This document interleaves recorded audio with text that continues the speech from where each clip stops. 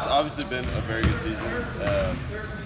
If you had to pick something that bothers you about the team, or something that you really think needs to be improved before the season ends, or as the season mental goes on, toughness.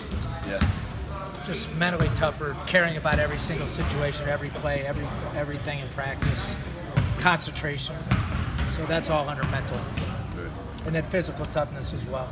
Is it just a matter of you think that this team is good enough physically as long as everyone's... No, I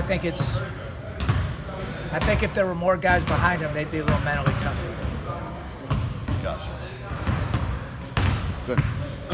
Have you gotten maybe a better sense than you might have had a couple weeks ago about what the league looks like as a whole, and what teams you think are pretty dangerous? Not really. I follow them so much during the year that I've got a pretty good feel for what everybody has. I don't think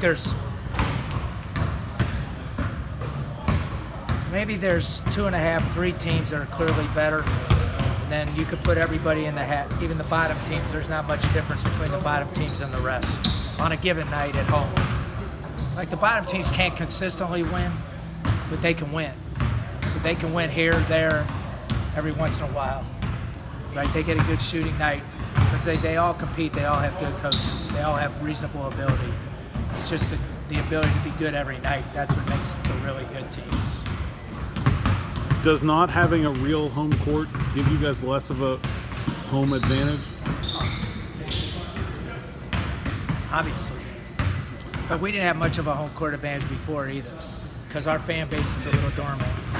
So, I mean, we had more of one, but we have less of one now. So that makes game, like you're saying, the bottom of the league is pretty comparable to the middle. You guys don't have much of a home court advantage. That means you're not going to get a night off, really. You can't have a bad game.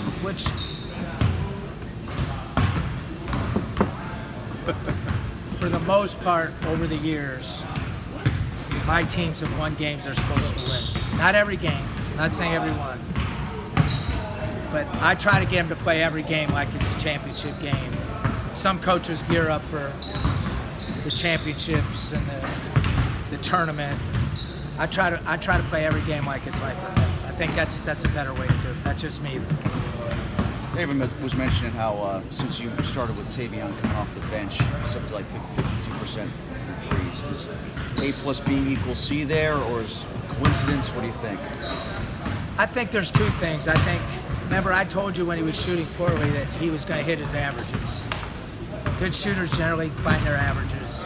If the guy's a 300 hitter, generally he hits 300 unless he's hurt or if he's a 250 hitter and he's hitting 320, generally they come down.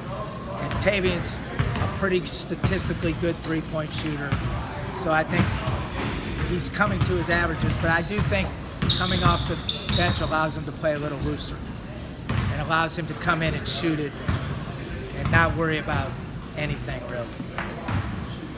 So I think it's a combination, but mostly he's hitting his averages.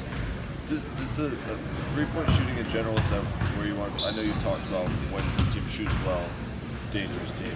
Is it where you want to be right now, or have you seen maybe a three-point performance that you think is, the bar that you guys want to play? So ironically, we shot more early in the year than we do now. Now we put a lot of individual time in with guys, don't get me wrong, but inside of practice, we're shooting less. And part of our theory on it was a lot of our issues are missing because we're tired. So, look, we're going to shoot what we should shoot if we take good shots. So, if we shoot 32%, that means we don't have good enough three-point shooting.